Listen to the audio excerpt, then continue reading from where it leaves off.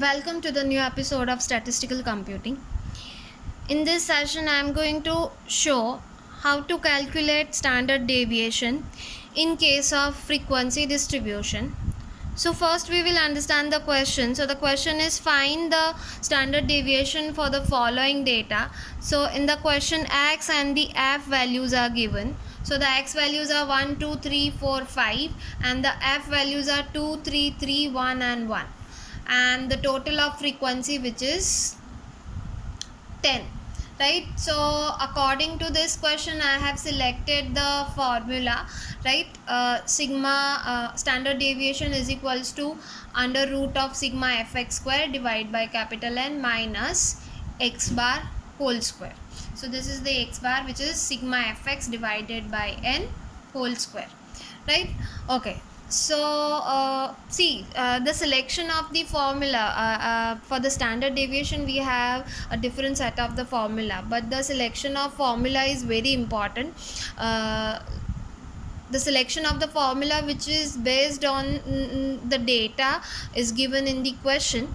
So according to the data, you have to finalize. See the data, I may suggest the formula of fx in case when we have the data like 1 to 20, because normally we remember the multiplication table from 1 to 20, so it's easy to calculate. In that case you don't require any calculator, right? So in this case it is easier. If you have a 2-digit number for x and f, right? So let's say the 2 digits for x and 2 digits for y, and if you multiply f into x for this 4 digit, right? So the answer for the fx, that is also in the 4 digit, and the total of that goes beyond that also, maybe the 5-digit number, right? And in the case of f into x, right, so that also becomes a very large number. So the large number is not the issue, but the thing is there is a possibility for the mistakes, right? That becomes the possibilities of the mistakes may increase in case of large numbers, right? So I may suggest, when you have the numbers more than 20s, right, so you have to use the actual mean method, which is we say that is x minus x bar 1, right? So that makes the number smaller, because the original number deduct from its actual mean, right? So that becomes a figure or the number in the smaller form, and that makes the calculation much more easier, and the chances of mistakes also low in that case. Okay.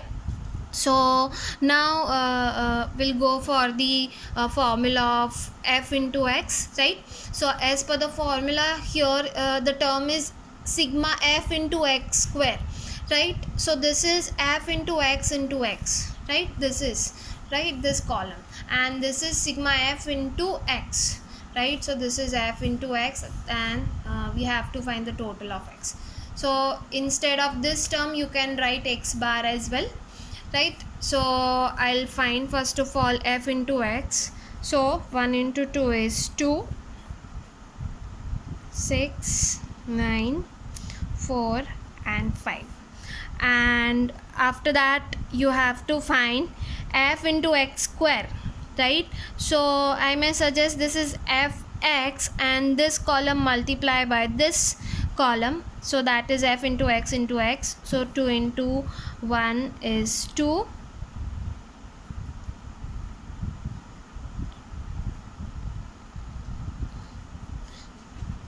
I'll make the total of each column. So this is 82 and this is 26. Now carefully put the values, because sometimes you may get the misunderstanding of this sigma fx square and sigma fx, right? So sigma fx square is this, which is 82 divided by n is 10, minus this is 26 divided by 10 whole square, right? Okay, so here you have, like, this is 8.2 minus 2.6 whole square. 8.2 minus 2.6 square is 6.76, and which is 1.44, and if we remove the root, so it is 1.2. So the final answer, the standard deviation, is 1.2. That's it. Thanks for watching my video. We'll meet soon in the next session.